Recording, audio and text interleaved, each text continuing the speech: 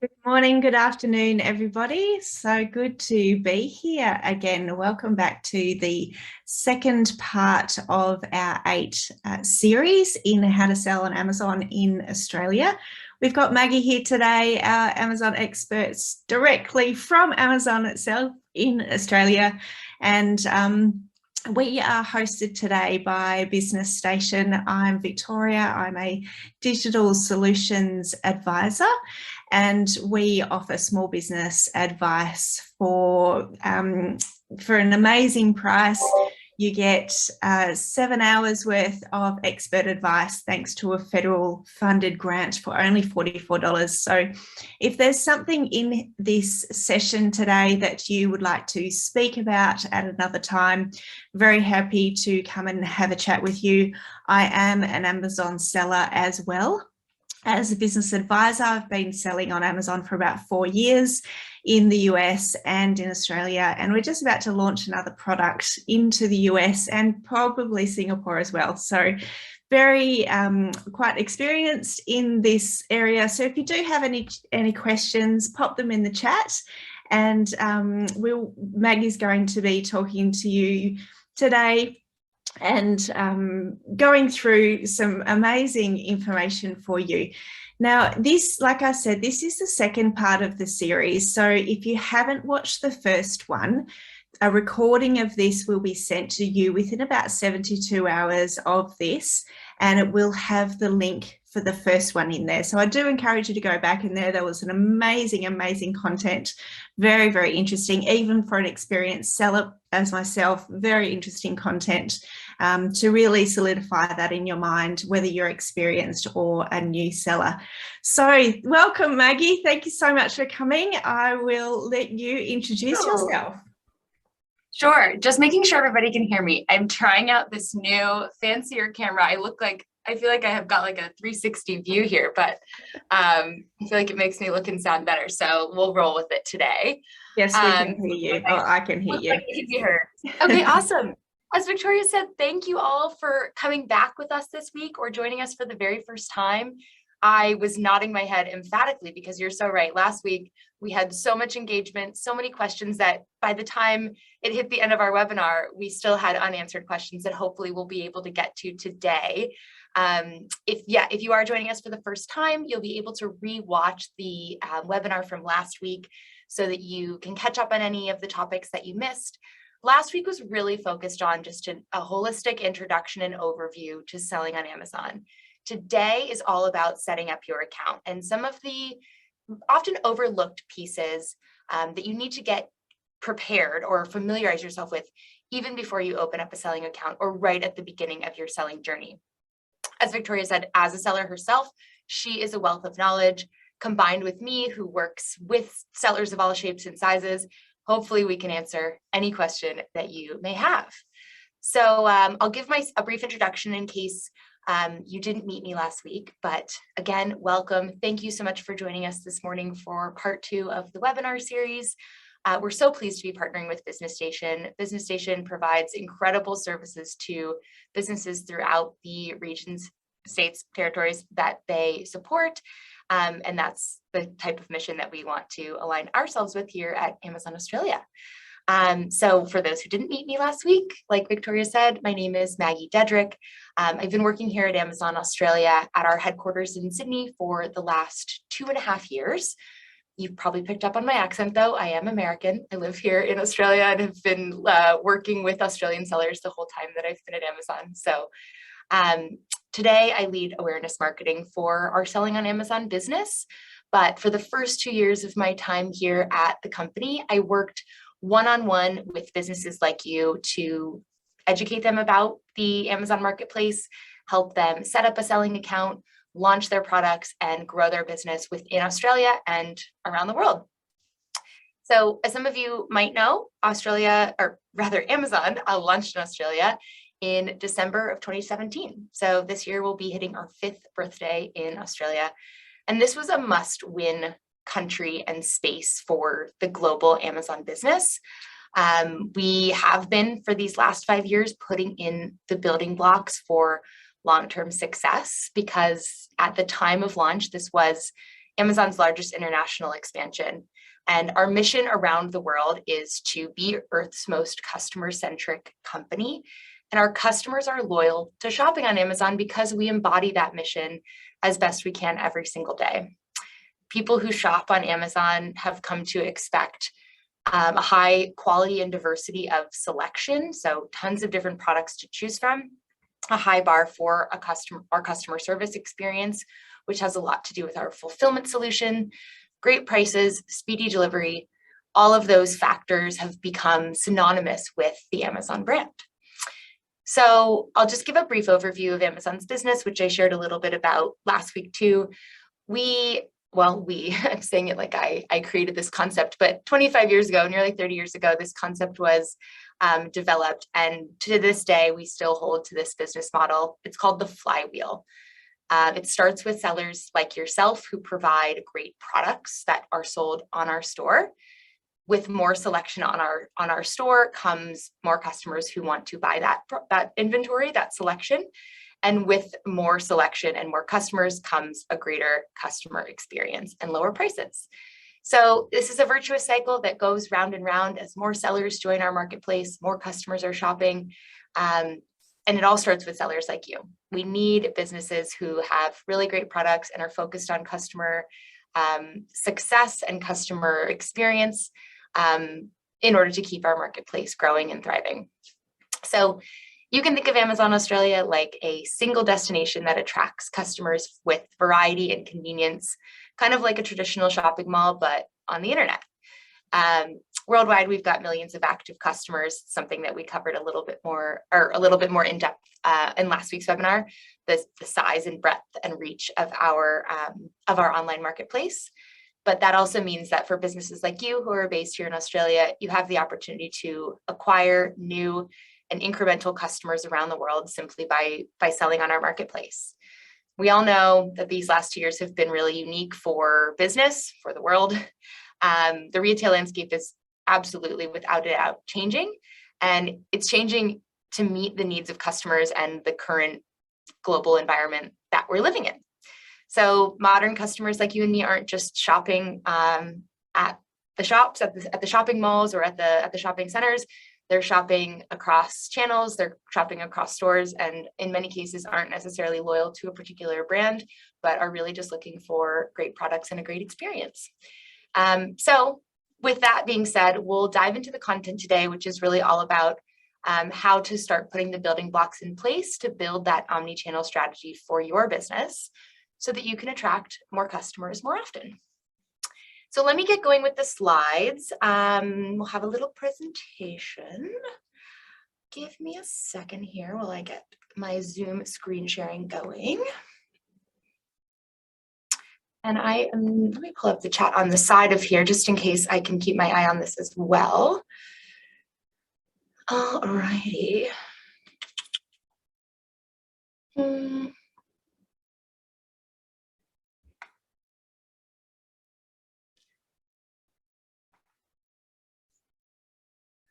Sorry, bear with me just one sec while I get this going.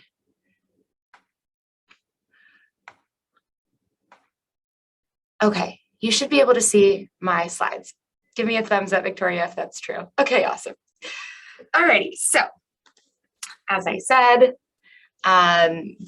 we are starting off today's session by talking about setting up your selling account on Amazon. We can see the Zoom screen, not the actual slides. My apologies. Oh no! We can see your screen, but not the slides. Not the slides. Okay, you're seeing this Zoom website. Oh, no. Alrighty.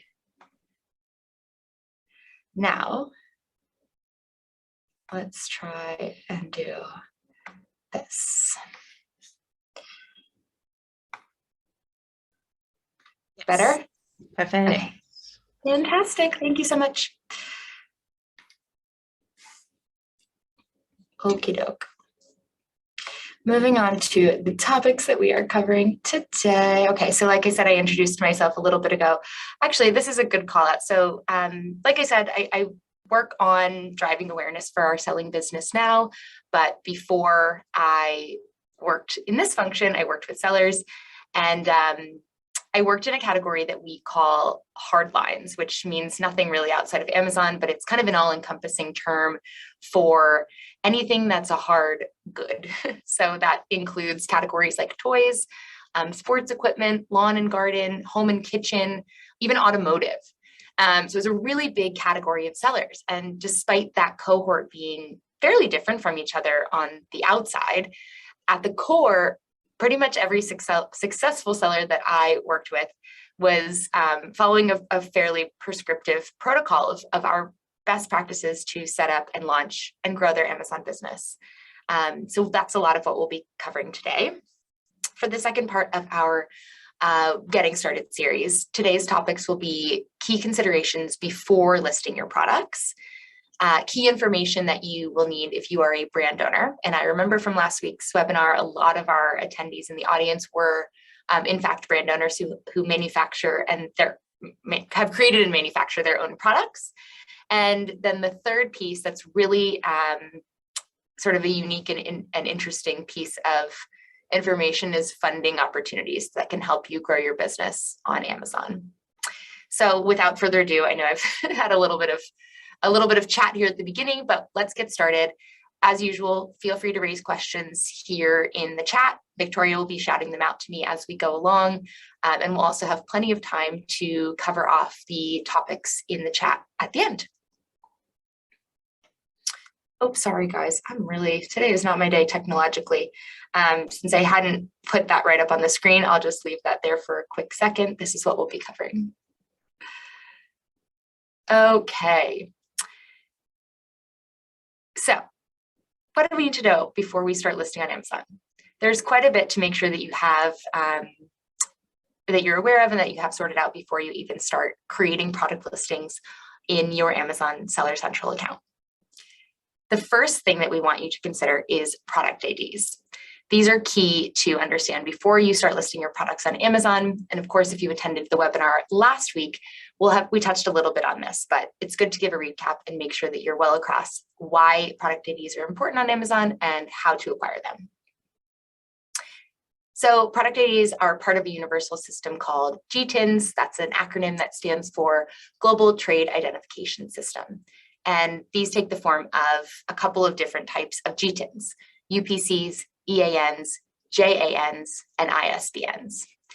GTINs are used to ensure that products are uniquely identified while they're being bought and sold amongst retailers. It also helps sort and track them when they're in transit. So in most instances, you will need to provide a GTIN when you are listing a product to sell on Amazon. These may be provided to you by the manufacturer if you are a retailer of another brand's products. If you already have these for the products that you might manufacture, that's fantastic. But if you don't, you will need to buy these barcodes from a website called gs1.org. This is the most reputable site. There's plenty of other places where you might think that you are buying approved GS1 barcodes, but it is not an accredited source for barcodes unless it comes from gs1.org. So these barcodes will help you identify the product as associated with your company, who is the brand owner of this product. Make sure that you purchase as many barcodes as products that you have. So this is where you need to consider things like variations. If you're selling one t-shirt, but it comes in 4 different colors and 4 different sizes, that's 16 different barcodes that you can associate one barcode with each variation of the product. You will be able to sell products without a barcode in some cases on Amazon. It's best if you are looking to set everything up correctly at the outset to do the right thing and supply barcodes up front. However, there is a process for requesting a GTIN exemption, which is what we call it at Amazon, to be able to sell without a GTIN. We'll be able to share more follow-up information with you about how that process works and what considerations our review team takes into account in order to approve the listing of a product without a barcode. So look out for that in our follow-up materials. Once you have product IDs or a GTIN exemption secured, you're ready to create your listings. We're not going to be covering creating listings in depth today. That will be part of next week's webinar, which will actually be hosted by my colleague Sarah and an advisor from Business Station named Nikki. And that will be an in-depth discussion, in-depth step-by-step process on how to create really great Amazon listings. Maggie, we have a question by Meredith Sure. before we go on, if that's okay, with barcodes. Really? Would you need different barcodes if your product comes in different quantities? So that's a really great question. If you are planning to sell a bundle, for example, so I guess that's what you're referring to. If you've got like one pair of socks, or you want to sell like a pack of 4, those would be considered 2 different products and would require 2 different barcodes. Also, I wonder perhaps if that meant if you have something that is a small size and something that it is a bigger size. I think the same logic applies. So if they're 2 different mills, then they are technically 2 different products, and consider them just like a variation of a t-shirt, for example. Keep those questions coming. I'll move on now, and we can touch on any of the GTIN exemption and barcode questions again at the end. So now that you know how to obtain barcodes and apply or apply for a GTIN exemption, the next thing that you'll want to consider is whether or not the products that you're selling need approval to sell, so are required to be vetted by Amazon in order to sell on our marketplace. So the first thing to do is understand the local laws and regulations applied to the Amazon store in the location that you are hoping to sell in. So that means researching whether or not the product that you're selling is subject to like child protection laws. A lot of toy products are, especially things that involve safety. So things like bike helmets or like elbow pads for roller skating, all of that kind of stuff will have its own special legally binding regulations that you'll just need to check off before you even start the listing process. Same with things that are food or consumable products. In the US, the Food and Drug Administration controls all of that. So just do a little bit of research, and chances are if you've started a business selling a product like this, you've probably already done so. But the second thing that you need to understand, which you probably haven't unless you're an existing Amazon seller, is whether the products that you're selling will require approval to sell on Amazon. So you'll need to take a look at Amazon's policy that applies to the local store that you're selling in, Australia, US, or somewhere else, to understand exactly what we require. In many cases, it's very much in line with the legal regulations that you're probably already well aware of. They do differ between countries though, so that's always something to consider. I can share a link in the chat, actually probably once I stop sharing my slides, from our Seller Central help pages that just gives you a high level overview of some of the product categories that typically require approval.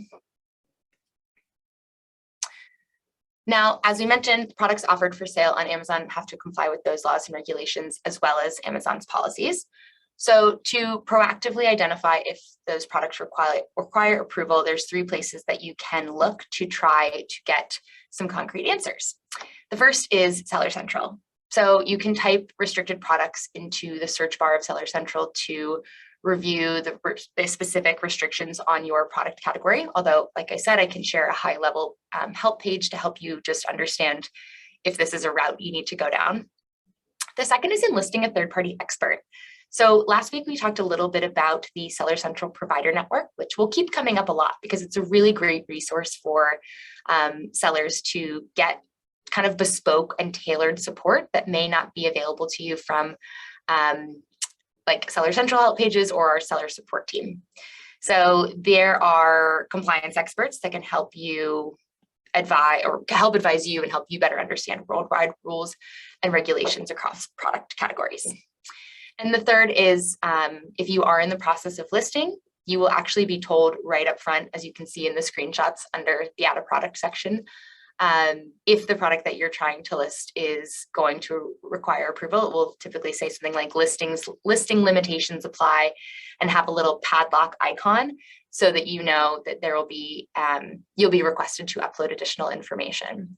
So that's probably what a lot of you are wondering now. It's like, okay, if my product is restricted, what am I supposed to do? So following that research, you'll know if this is an avenue that you're going to need to go down. And you have 2 options here as well. Today's webinar is like the day of options. So option 1, you can apply to sell your product. If it does show you that padlock icon next to where you're trying to list your product, you can click on the button that says Learn More, and it will take you to a selling application page. This is where you can click on, it will direct you to an area where you can request approval, and you'll be asked for a couple of different submission items, which I'll cover in the next slide. Option 2 here is to get in touch with seller support. So through that Seller Central help page, or your consultation with a third-party expert that you may have enlisted, you can proactively lodge a case with our Seller Central support or our seller support team to confirm if approval is needed and then get that approval process underway. So the information that's typically requested from our review team when you are applying for selling rights, it will vary always depending on the product, the category, local laws and regulations in the store that you're looking to sell in. However, I've come across this, I can't tell you how many times. I've worked with so many sellers because, like I said earlier, tons of different product categories, even if they seem harmless is a very, I guess, fraught word to use. But if you're thinking, oh, well, these products are available everywhere, chances are because of our commitment, and I guess a lot of other, retail bodies' commitment to make sure that we have safe products for everyone, no matter where they come from. We want to make sure that we're doing our due diligence before products ever become available to customers on the marketplace. So all that to say, we'll typically ask for 3 things or a combination of these 3 things when you're applying to sell a restricted product. The first is invoices from a valid source of supply for the products that you're intending to sell. So this invoice typically needs to show that you purchased the product within the last 180 days or 6 months, and that the buyer, yourself, and then the seller or the supplier that you bought from has pretty clear and verifiable contact information so that we can just do a quick Google, see that they're a real company, and be on our way. I mean, that's the process that you should use just to make sure that your supplier is legitimate. The second thing that you'll be asked to supply in almost every case is images, like taken off your phone or a camera of the product on all sides to ensure that the packaging standards and guidelines are met. So you'll be told exactly what the review team needs, whether it's inside or outside of the product packaging, but best to be safe to take a picture of all sides of the product and its packaging. And the third thing that you'll be typically asked for if your product is a known restricted product like food or child safety equipment or toys is certification or testing documents showing that the product meets the safety guidelines put out by the government in most cases. So that's, again, if you have started a business or if you are manufacturing a product in these categories, chances are you're already well aware of these certifications that are required of you. But just have those certification documents at the ready so that when you apply to sell the product, you can just upload those and the review can be swift. So I have a feeling already that this is going to be a topic that comes up a lot in our chat. So I'm very happy to chat more about restricted products. That's the end of the restricted product section. So maybe I'll just take a quick pause here, Victoria, and see if there's any questions coming through the chat around restricted products and applying to sell. No, there's no questions about the restricted products, but I do want to speak about them if I may. Please. Some people may be very nervous about restricted products and saying, well, I'm not going to be doing that type of thing, but you do need to think to yourself, perhaps there's not going to be an enormous amount of competition. Sorry, guys. I'm clearly sitting too still in this room. There we go. There's not going to be a lot of competition because people do get a little bit nervous about the restricted product area. So you will have the opportunity to stand out in amongst the crowd if you do have a restricted product and you follow all of the systems that Amazon does.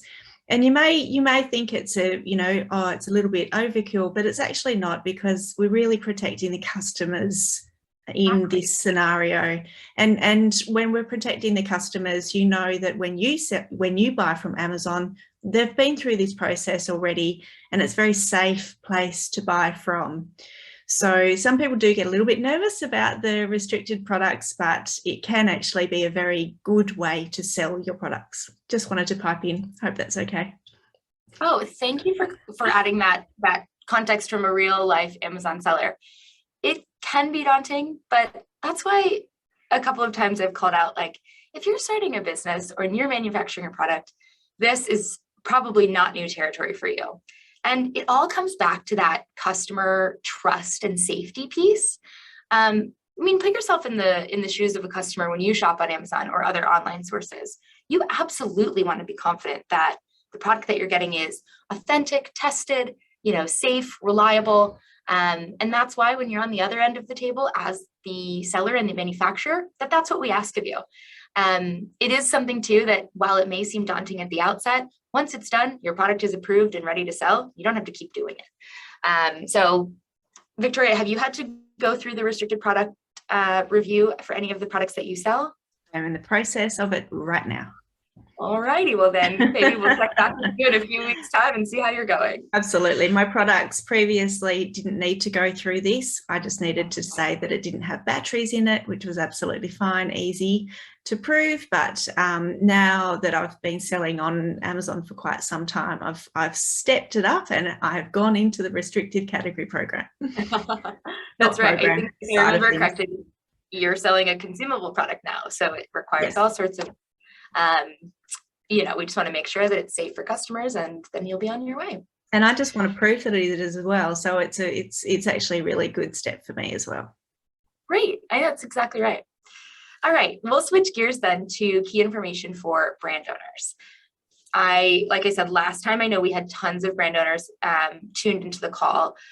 This is helpful for you if you are effectively manufacturing a product of any kind. You might be reselling other products, but eventually want to bring in your own line. So this is really great information to just better understand how we can ensure that manufacturers and brand owners that are selling on Amazon can protect their own brand name and their own brand reputation. So that process is what we call Amazon Brand Registry.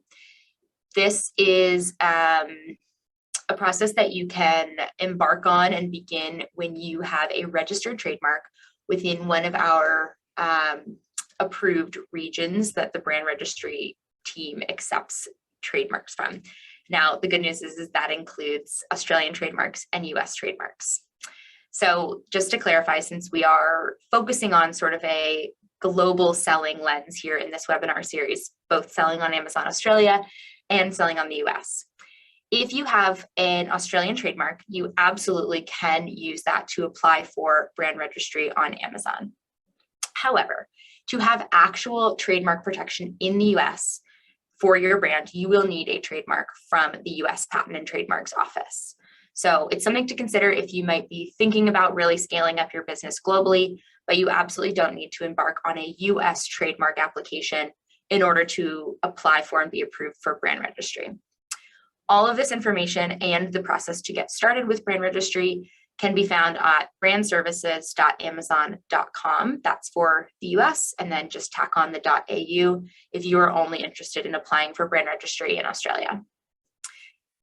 There's a really helpful FAQ section on that website too. So I highly recommend heading there if you want to learn more about the brand registry process.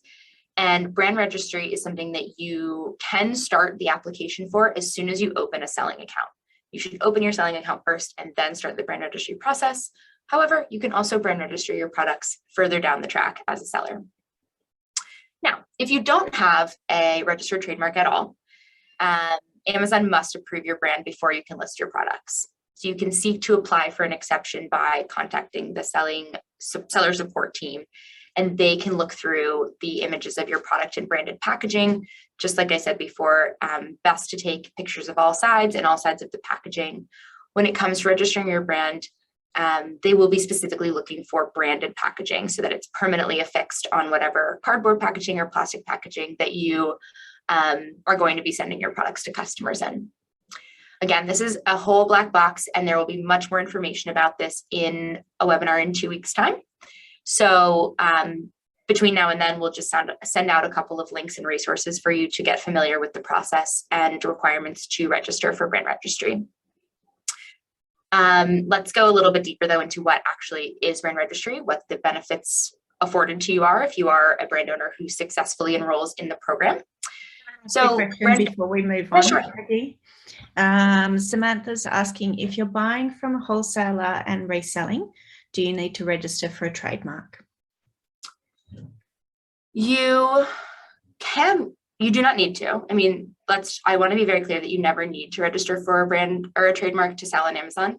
But if you want to register for brand registry and you're buying from a wholesaler and you are the sole distributor of this product, then you can apply for a trademark and get your product's brand, or you can apply for brand registry on Amazon. Hopefully that answers your question.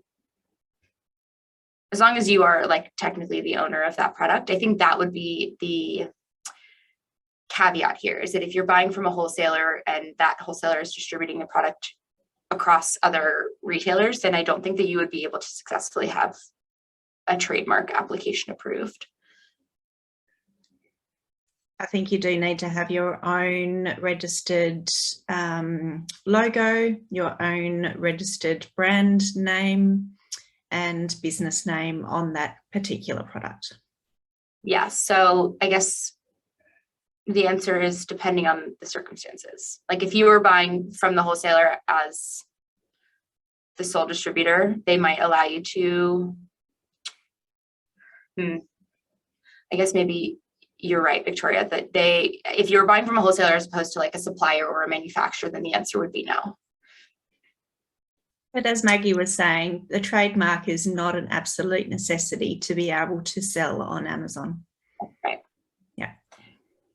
So if you are in the position where brand registry makes sense, and I guess that would be if you already have an established brand or company that you own, or if you are using a supplier or manufacturer to manufacture specifically a product for Amazon or for somewhere else, those are circumstances in which you would be well positioned to apply for a registered trademark with the ATO and then come and register for brand registry. So what this program offers to brand owners is access to tools that enable you to more accurately represent your brand, find and report brand violations. That's a really big one. So that in case you see that somebody else is trying to sell products that are branded to the brand that you own the trademark for, you can find and report those violations. And another big one is that it boosts your performance on Amazon. So being part of the brand registry program provides benefits to brand owners around protection. We also have automated tools that you can use for information about your brand to proactively remove those suspected infringements or inaccurate content. You get access to a feature called A+ content. It's a sort of enhanced content and enhanced brand feature that helps you showcase your brand story on Amazon, and it gives you product features that allow you to take up additional space on that product detail page. So you may come across listings when you are shopping on Amazon that are very evidently using A+ content, because you can scroll down and see almost like a whole website ingrained into their product listing that gives the shopper tons more information about the product and really nice, rich images and videos and things like that. On top of that, you can also create your own microsite within Amazon using our brand store feature. This is something else that's available to brand owners. We can promote your brand and products through essentially an Amazon.com or an Amazon.com.au web address. So imagine Amazon.com/your brand name. And that will allow you to create a curated destination right within the Amazon store that helps, again, give customers more information about your product, encourage them to buy without actually having to leave the Amazon ecosystem.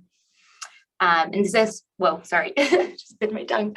This is especially beneficial for new and emerging brands who are trying to gain traction and a presence here on the Amazon store, and maybe don't even have your own website yet. So it's a really great way to introduce your brand to new shoppers. And the last tool or benefit that I wanted to share is one that's specifically available to US sellers only. So that's you if you expand into the US. It's called Vine, and Vine invites the most trusted Amazon shoppers to review your product on Amazon and post their opinions about new products that can help fellow customers make informed purchasing decisions. So participating sellers are able to provide free units of their product in exchange for a Vine Voices post or a Vine Voices review from the customers that are receiving your product for free. So as you might imagine, this is a practice that's common even outside of Amazon. So I'm sure you're familiar with the idea of, gifting a product in exchange for a positive review. If you participate in Vine, it really helps build awareness of your product. It helps to kickstart that momentum and boost sales right away because you're going to be gaining reviews. It's going to be helping customers make informed decisions. And it kind of all goes back to that flywheel concept that we were talking about earlier.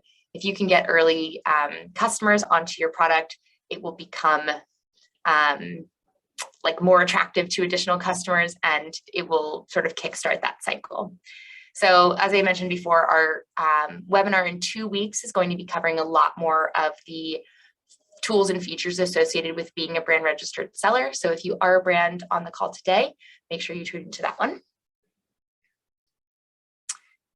And last but not least, our third section of today's webinar, as I promised, is a really helpful one for new and emerging Australian-based businesses. This is particularly pertinent, and well, it's only really relevant if you are planning to expand your business globally, which you absolutely should consider.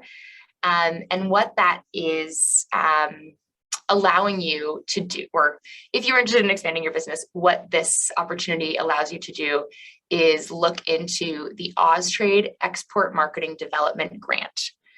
Now, it's worth noting, of course, that this is not an Amazon service. However, it provides funding for small and medium-sized Australian businesses who are looking to grow internationally. So we wanted to make sure that we called it out. Austrade's Export Marketing Development Grant, EMDG is what they call it as an acronym, is a program that allows you to export into our international stores. This grant encourages SMBs who are based in Australia to promote their goods and services to a global audience. And there are 3 different tiers of businesses that are eligible for this grant. So you can see a few more details here, figure out which of these buckets might apply best to you at the stage of your business, and best to learn more and read the fine print at austrade.gov.au. And this is an area that, again, since it's not specifically an Amazon program, we can't speak too deeply on, but we will be sharing more information in the follow-up materials so that you can read all about Austrade's development program and grants. And just because I know this webinar is being recorded, it's worth calling out that this information is correct now at the time of recording, but if you're watching this in a future time, it may be subject to change.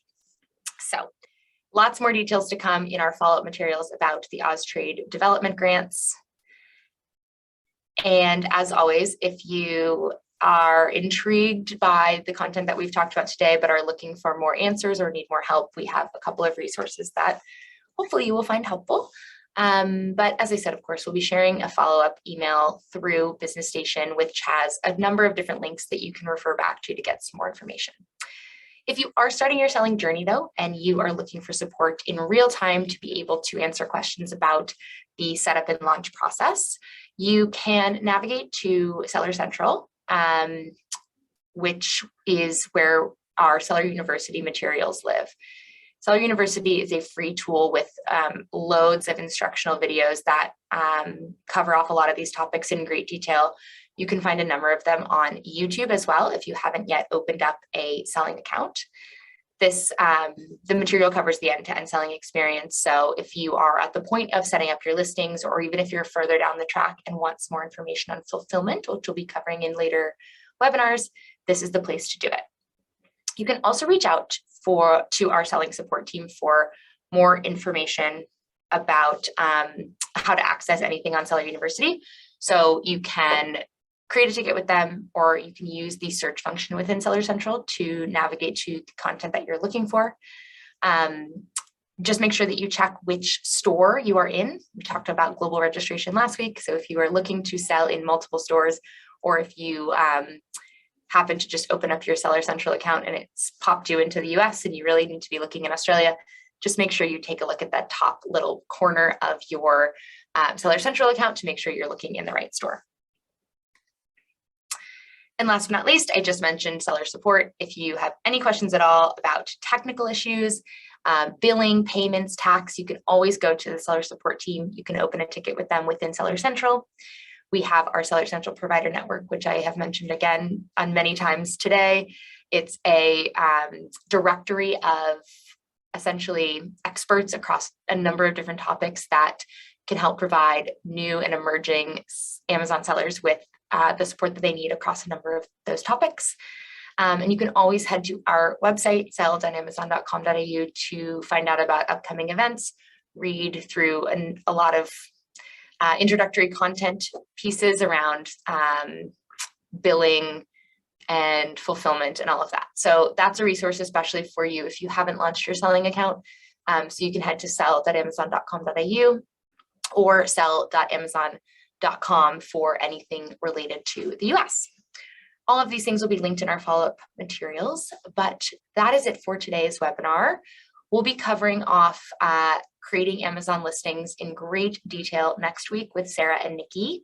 This is a big one. If you are sort of following along step by step with our webinar series, you would have launched your selling account and gotten a lot of these pre-listing pieces in a row. And now is the big moment when you can start pulling in that rich product content, pictures, images, descriptions into your Seller Central account and be nearly ready to launch. So that's all I have for today. And we've got plenty of time to cover off questions. So I will stop. We do have some questions for you, Maggie. So yes, absolutely. Fabulous. And I'll share a few links that I promised I would be sharing. Great. Good. All right. And just while Maggie's sharing those links, I also wanted to let you know that, as you know, I am a seller as well. So I know the language and I know, you know, the internal systems, but there's quite a lot of work that you need to do outside of Amazon to get your products ready, to get your social, you know, to get your brand out there on digital marketing and emails and social media and all of that kind of stuff. So please reach out, and Business Station can help you with that. I'm a social media expert and e-commerce and Canva, if you've heard of that. So please reach out. Don't try to do this by yourself. It can be very overwhelming, and there is support for you within the Amazon system and outside of the Amazon system to get you all set up and help you grow your business. So yeah, let us help you and get you on the right path. So Meredith has a question. Is the grant only for sellers who manufacture their products in Australia? That I am not sure of. So while I am here pasting links in the chat, let me just paste the Austrade resources. Like I said, Austrade is a really wonderful partner of ours, and we think this is such an incredible opportunity for sellers to get some funding, but because it's not associated with Amazon officially or directly, I just want to make sure that I'm not speaking out of turn. So I am not sure about the answer of that. And it also, in regards to that grant, I had a look at it and it was a little bit complicated for me to do, and I was a little bit time poor at the time. So there are other companies that can help you go through that grant process as well. So there's have a research about that, and have a discovery call with someone that you feel comfortable with, and they can help you with that grant process also. Sean is also asking, who are the registration authorities for the trademark? So for trademark in Australia, that will be ATO, the Australian Trademark Office, I think is what the O stands for. And in the US, that is the US Patent and Trademark Office. Does that answer your question? I think so. I've actually got a question. I'm trademarked in the US. Does that bring it across to Australia? It does. Yep. So there's a couple of, I mean, we recognize we're promoting a global selling marketplace, and then we of course need to provide ways to share information across. So the US and Australia are both part of the network of, I guess, trademark offices that Brand Registry recognizes. So they're Oh, I apologize. You are so right, Jay Walters. Clearly, I'm showing myself as not an Australian. It is IP Australia. It's not the Australian tax office. I'm so sorry about that. You are Did right. put a link in it. Yeah, I did put a link in it previously. So if you wanted to jump on back into the chat, there's a link in there for you. Oh my goodness. Wow. I've really had a blunder today on that one. Thank you for calling me out, everybody. So yes, to answer your question around brand registry, if you are brand registered in the US with a US trademark or vice versa, you are able to apply that to another market. So Lisa's asking, where can we get the PPT? I don't think that we will be sharing the actual slides, but the recording of this presentation will be available through Business Station's follow-up. So this isn't stuff that you can reference back to. It's also on YouTube. And as I said, many, many links to be shared for Seller Central help pages for you to reference back to on a lot of these topics. Yes. Now, this is a great question, Eva. I'm glad you asked this. Is there a service like Vine available against a fee event if you are not yet a registered brand? Meaning, like, can you pay for Vine or a similar service? Okay, Eva just clarified even. Let me read back on that question then. Oh yeah, for a fee, even if you're not a registered brand, there is not. So Vine is obviously a very big draw and a very sort of, it's not exclusive, but I mean, that is part of the incentive to become a registered brand, is that Vine is a really great way to get some early traction as a seller. So you should start the registration process, I guess. I mean, that's the next step. I'd love to see this Vine in Australia. Can I just put my hand up and put a little support ticket in? Let's bring it to Australia, please. You are absolutely not the first person, and I'm sure that it's on the roadmap, because it's something that especially established US marketplace sellers, who many of whom we speak to are based in Australia, are like, how do I set up Vine? And we're like, oh, it's not here yet. We're still a fairly young market compared to, you know, the multi-decade Amazon marketplace that's still being built or still evolving in the US. I'd actually like to comment on that as well. Yeah. I'm confident it will be coming someday. Somehow. Yeah, absolutely, absolutely. Now, the reason why why we're all so excited, Maggie and I are excited about this Vine program, is because you get reviews. And reviews on Amazon are one of the biggest things that is going to sell your product. So as soon as you get onto Amazon, you're really, really wanting to get as many reviews as possible.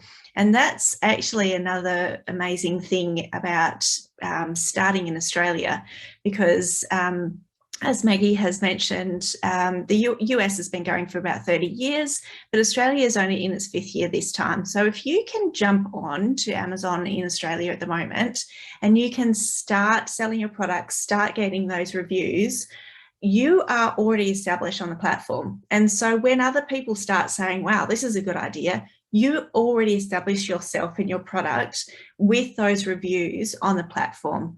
And so it's just imperative that you get those reviews. So definitely join the Vine program if you're in the US, but, you know, try to get as many reviews and jump on board into the Australian program earlier rather than later, I think, just to establish those reviews. Yeah. That makes sense. We're getting a lot of questions about Vine. So Samantha asked, how do I receive free stuff? Who doesn't want to? As we have said, it's exclusive to the US marketplace. So for one, you need to be a customer on the Amazon US marketplace. But the fact is, it's actually an invitation-only program. So you kind of need to prove yourself to Amazon that you are a consistent and helpful and fair reviewer. And then one day you get invited to become an Amazon Vine member. Personally, I've never done this. I lived in the US and shopped on the Amazon marketplace for many, many years. Can't say I was ever invited because I probably wasn't leaving enough consistent reviews. But that's the way that customers get invited to the program. Now, Eva asked, can I give people products for free for a review? And because the Vine program does not exist in Australia, doing that ad hoc is actually against our policies. So, we don't want to create a culture on our marketplace that you can, shop around and get offered a bunch of free stuff without sort of like the guardrails of the Vine program that, like we've said, eventually and hopefully sooner rather than later will become available to sellers in Australia. So no, you just need to sell your products for the fair price that you've offered them for, and your customers will pay you. In order to get that review, it needs to be a verified sale anyway. And so the person does need to buy it from your site so that they can review it correctly. Exactly. All right. I think I want to return to some questions about the barcodes. I see one here from Georgina. Okay. Our barcodes are GS1, but I'm struggling to get them updated. Since they exist for another company.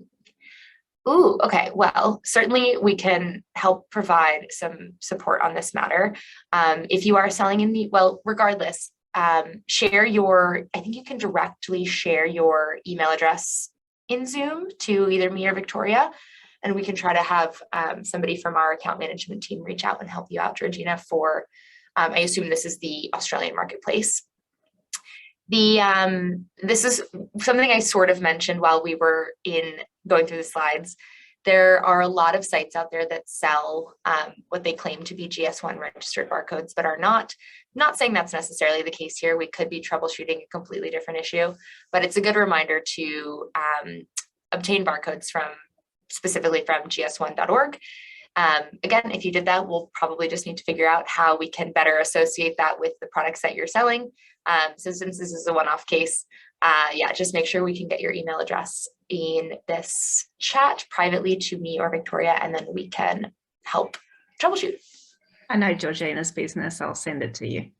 Wonderful. Okay, good. That's why I love the Business Station community, because everybody is probably pretty much familiar with the Business Station advisors, and we can get your information quickly.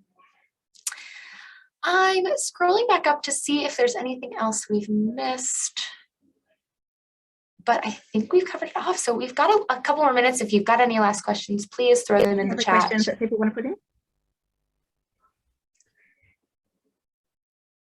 Ooh, how do you decide the Amazon warehouse location to send to? You actually don't get a choice. So, I mean, I guess you can choose between Australia and US, depending on where you want to sell. But you are actually assigned an Amazon warehouse by our team based on capacity and space.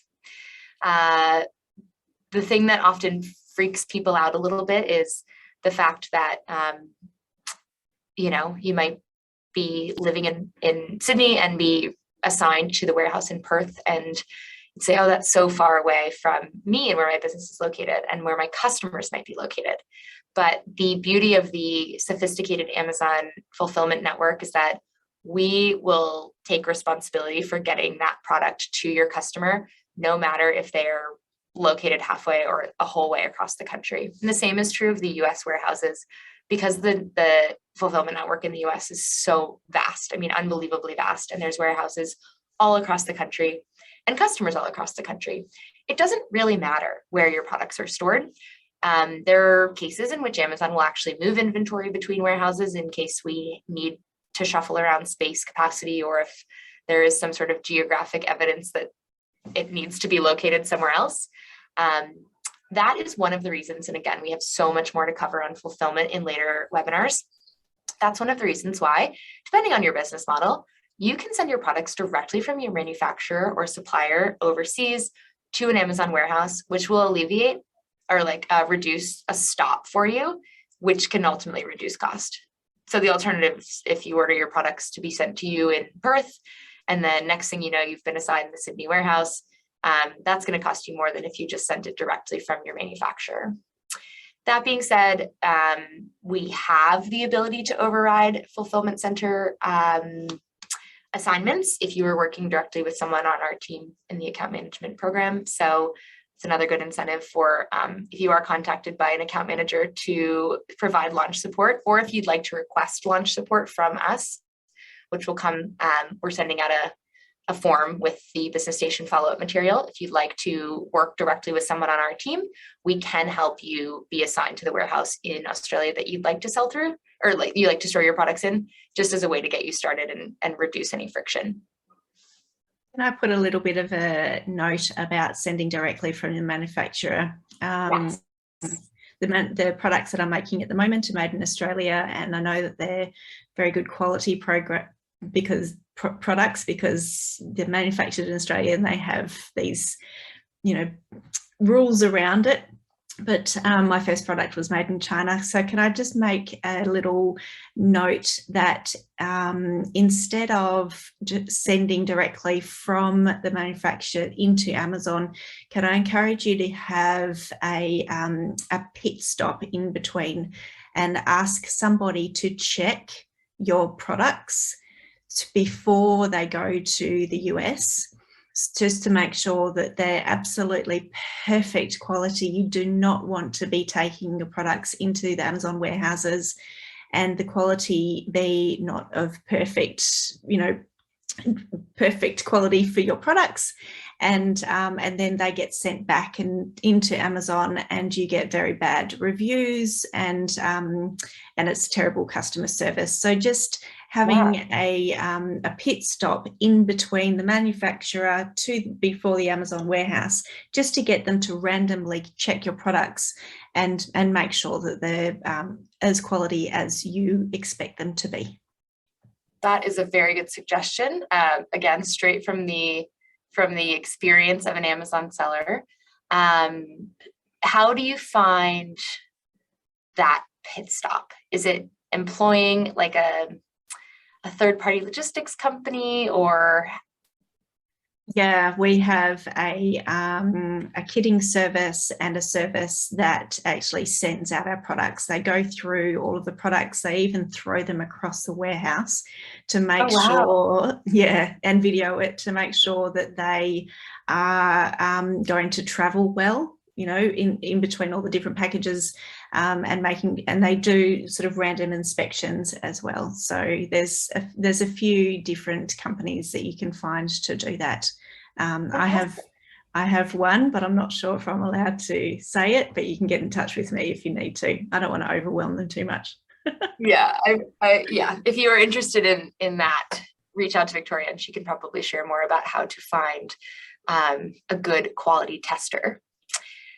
Lisa, I see your question here about, does all stock go to the Amazon central warehouse first and then send back to Australia? No, this is a good question that will come up more when we talk about fulfillment, but you can think of the US fulfillment network and the Australian fulfillment network as two distinctly different operations. Again, we encourage a global selling approach and a global selling mindset, but when it comes to being able to deliver on our customer delivery promise, we are not sending inventory back and forth between the US and Australia. Inventory that's stored in Australia is available to Australian customers. If you'd like to sell to American customers or European customers, you will need to have stock held in those locations. So if you're thinking about buying stock from a supplier in China and then wanting to sell in both marketplaces, you would effectively need to organize a split of that stock and have some of it sent to the Australian marketplace warehouse and some of it sent to the US.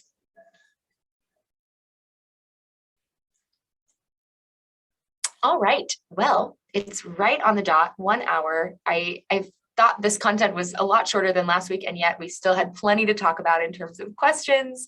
So thank you as always for being so engaged. I love this audience because I feel like you guys have a really great pulse on what this Amazon selling concept is all about and are digging into some of the hard questions for me and Victoria. So that's awesome. A sample checker. Thanks, Victoria. That's helpful. So I'm going to sign off now, and Victoria will do the same, and we will see you back here next Thursday. As I mentioned, actually, my colleague Sarah is going to be covering next week's webinar with another advisor named Maggie Deadrick. So you'll see two different faces, but we're really excited to keep you guys around for this Getting Started series. We'll have a follow-up email coming from the Business Station folks with links to topics that we covered today, as well as if you are interested in account management support to launch in Australia or the US, you can express your interest there.